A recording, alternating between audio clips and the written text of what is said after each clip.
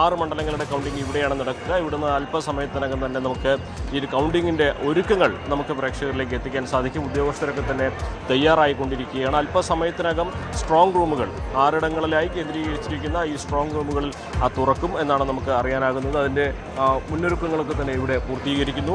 പരിശോധനകൾക്ക് ശേഷം ഉദ്യോഗസ്ഥർ ഈ ഒരു സ്ട്രോങ് റൂമുകളിലേക്ക്, കൗണ്ടിംഗ് സെൻ്ററുകളിലേക്ക് കയറാൻ ഒരുങ്ങുകയാണ്. 2 മണ്ഡലങ്ങളുടെ നിലമ്പൂരിലാണ് എണ്ണുന്നത്. നിലമ്പൂരിലെയും വണ്ടൂരിലെയും നിലമ്പൂർ അമൽ കോളേജിലാണ് എണ്ണുക. നമുക്കറിയാം ഈ നിലമ്പൂരിലും വണ്ടൂരിലും വലിയ അത്ഭുതങ്ങളൊന്നും പ്രതീക്ഷിക്കുന്നില്ല. UDFിൻ്റെ ഉറച്ച പ്രതീക്ഷയുള്ള സീറ്റുകളാണ്. അതുപോലെ തന്നെ വേങ്ങര, വള്ളിക്കുന്ന്, തിരൂരങ്ങാടി മണ്ഡലങ്ങളുടെ തിരൂരങ്ങാടിയിലെ 3 ഇടങ്ങളിലായി ആദ്യത്തെ സ്ട്രോങ് റൂം ആയിരിക്കും തുറക്കുന്നത്. നമ്മൾ 7 മണിയോടുകൂടി സ്ട്രോങ് റൂമുകൾ തുറക്കുമെന്നാണ് പറഞ്ഞിരുന്നത്. ഇപ്പോൾ എറണാകുളത്ത് നിന്നുമുള്ള ദൃശ്യങ്ങളാണ്. അവിടെ സ്ട്രോങ് റൂം തുറന്നിരിക്കുകയാണ്. സ്ട്രോങ് റൂം തുറന്നു.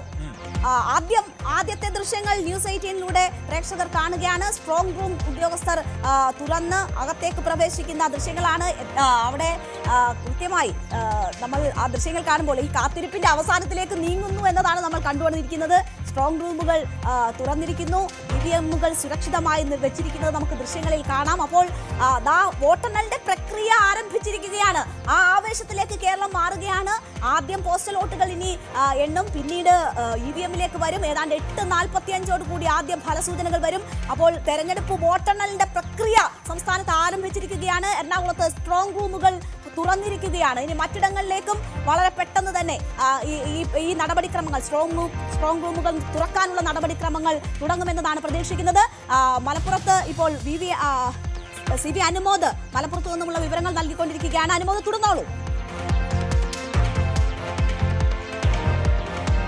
തീർച്ചയായും അത് തന്നെയാണ്. അല്പസമയത്തിനകം തന്നെ ഇവിടെയും സ്ട്രോങ് റൂമുകൾ തുറക്കാനുള്ള നടപടികൾ തന്നെ പുരോഗമിക്കുക. നമുക്കിവിടെ കാണാൻ സാധിക്കും. ഉദ്യോഗസ്ഥരൊക്കെ തന്നെ പരിശോധനകൾക്ക് ശേഷം കോളേജിലേക്ക്, അതായത് കൗണ്ടിംഗ് സെൻ്ററിലേക്ക് പ്രവേശിക്കുന്നതിൻ്റെ കാഴ്ചകളാണ് നമ്മൾ കണ്ടുകൊണ്ടിരിക്കുന്നത്.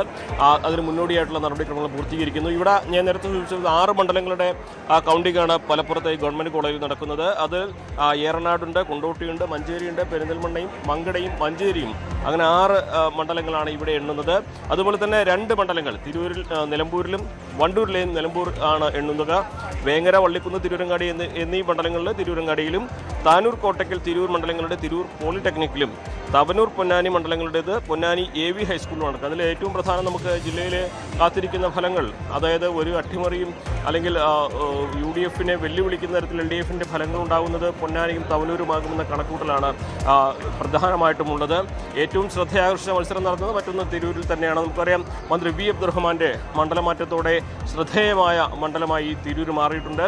അവിടെ V അബ്ദുറഹ്മാൻ സ്വന്തം നിലയിൽ നേടുന്ന വോട്ടുകൾ തന്നെയാകും വിധി നിർണ്ണയിക്കുന്നതിൽ. കാരണം ഈ സ്വതന്ത്ര സ്ഥാനാർത്ഥിയായി വന്ന് UDFിനെ അട്ടിമറിച്ച അനുഭവമുള്ള, അല്ലെങ്കിൽ 2 തവണ അത്തരത്തിൽ ചരിത്രം സൃഷ്ടിച്ച വ്യക്തിയാണ് V അബ്ദുറഹ്മാൻ. അദ്ദേഹം ഇത്തവണ പാർട്ടി ചിഹ്നത്തിലാണ് മത്സരിച്ചിരിക്കുന്നത്. അദ്ദേഹം സ്വന്തം നിലയിൽ നേടുന്ന വോട്ടുകൾ തിരൂരിൽ ഒരുപക്ഷെ 2006 ശേഷം ഒരിക്കൽ കൂടി ഇടതുപക്ഷം വിജയിച്ചു കയറാനുള്ള സാഹചര്യം തീർക്കുന്ന അവസ്ഥയുണ്ടാക്കുമോ എന്നുള്ളതാണ് കണ്ടറിയേണ്ടത്. മറ്റ് പ്രധാനപ്പെട്ട മത്സരങ്ങൾ നടന്നത് മങ്കടയും പെരിന്തൽമണ്ണയും വേങ്ങരയിലുമാണ്. വേങ്ങരയിലെ മത്സരമൊക്കെ നമുക്കറിയാം, ഇതുവരെ ഇടതുപക്ഷം കാഴ്ചവെക്കാത്ത തരത്തിലുള്ള ഒരു പ്രകടനമായിരുന്നു ഇടതുപക്ഷത്തിൻ്റെ ഭാഗത്തു നിന്നും പ്രചരണത്തിൻ്റെ സമയത്ത് നമ്മൾ കണ്ടത്. നാടിളക്കിയുള്ള ആഴത്തിലുള്ള പ്രചരണം, അതൊക്കെ എത്രമാത്രം വോട്ടിങ്ങിൽ പ്രതിഫലിക്കുമെന്നുള്ളതാണ് നമുക്ക് ഇനി കണ്ടറിയേണ്ടത്. മങ്കടയിലെ സാഹചര്യം മറ്റൊന്നായിരുന്നു. മങ്കടയിൽ UDFിലെ തന്നെ മുസ്ലിം ലീഗിൻ്റെ മണ്ഡലം പ്രസിഡന്റിനെ തന്നെ ഇടതുപക്ഷത്തിൻ്റെ സ്ഥാനാർത്ഥിയാക്കി മുൻനിർത്തിയാണ് ഇടതുപക്ഷത്തിൻ്റെ പോരാട്ടമുണ്ടായത്. പെരിന്തൽമണ്ണയിലും ഒപ്പത്തിനൊപ്പമായിരുന്നു കഴിഞ്ഞ തവണ. 38 വോട്ടിനായിരുന്നു കഴിഞ്ഞ തവണ നജീബിൻ്റെ വിജയമെങ്കിൽ ഇത്തവണ അത് കൂടുമോ, അതോ ആ വിജയം 38 വോട്ടിന് നഷ്ടമായി വിജയം ഇത്തവണ LDF തിരിച്ചു പിടിക്കുമോ എന്നുള്ളതാണ് അറിയേണ്ടത്. മറ്റെല്ലാ ഇടങ്ങളിലും UDFിന് വലിയ പ്രതീക്ഷ. ഭൂരിപക്ഷത്തിൻ്റെ കാര്യത്തിലായിരിക്കും ഒരുപക്ഷെ മലപ്പുറത്തെ UDF സ്ഥാനാർത്ഥികൾക്കുള്ളിൽ മത്സരിക്കുക എന്നാണ് പ്രധാനമായിട്ടും ലീഗ് അവകാശപ്പെടുന്നത്. മലപ്പുറത്ത് PK കുഞ്ഞാലിക്കുട്ടി എത്ര വോട്ടിന് 50,000 കടക്കുമ്പോൾ കുഞ്ഞാലിക്കുട്ടിയുടെ ഭൂരിപക്ഷം എന്നുള്ളതാണ് പ്രധാനമായിട്ടും ലീഗ് കേന്ദ്രങ്ങൾ ഉയർത്തുന്ന ചോദ്യം.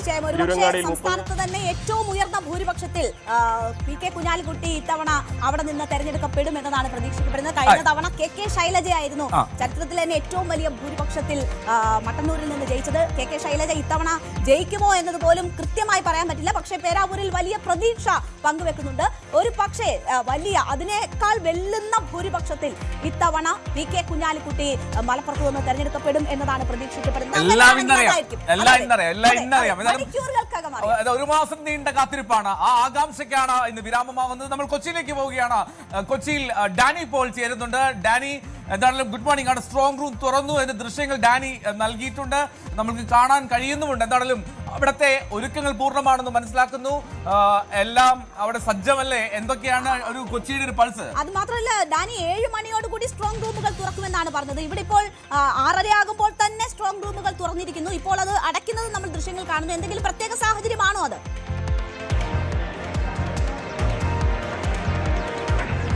ഒരിക്കലുമല്ല, പ്രത്യേക സാഹചര്യങ്ങളൊന്നുമില്ല. ഓരോ സ്ട്രോങ് റൂമുകൾ, അതായത് ഇവിടെ കൊച്ചി യൂണിവേഴ്സിറ്റിയിൽ കേന്ദ്രീകരിച്ചുകൊണ്ട് 6 മണ്ഡലങ്ങളാണ് ഇവിടെ എണ്ണുന്നത്. എറണാകുളം, അതോടൊപ്പം തന്നെ തൃപ്പൂണിത്തുറ, തൃക്കാക്കര, കളമശ്ശേരി തുടങ്ങി 6 മണ്ഡലങ്ങൾ ഇവിടെ എണ്ണുന്നുണ്ട്.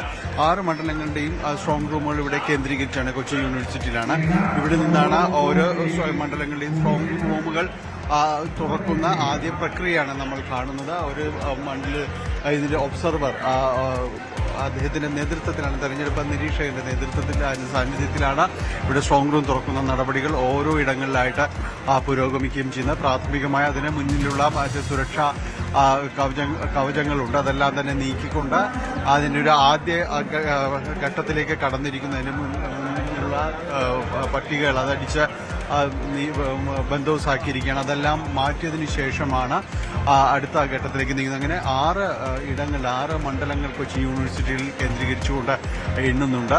അതുകൊണ്ട് ഇവിടെ അതിന്റെ ഒരു ആദ്യ നടപടികളിലേക്കെല്ലാം തന്നെ കടന്നിരിക്കുന്നത്. വളരെ കടുപ്പമേറിയ വാശിയേറിയ മത്സരങ്ങൾ നടക്കുന്ന ഒരിടമായിട്ടാണ് പൊതുവെ എറണാകുളം ജില്ലയിലെ 14 മണ്ഡലങ്ങളും ഇത്തവണ കരുതുന്നത്.